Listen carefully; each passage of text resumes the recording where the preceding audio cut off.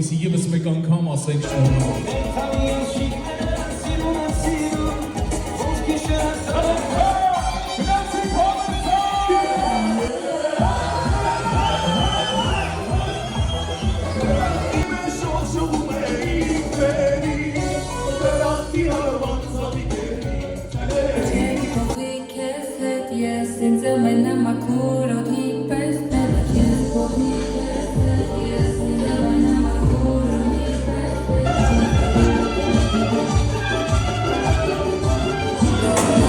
Если душа не твоя, вдруг не слышу, любимая.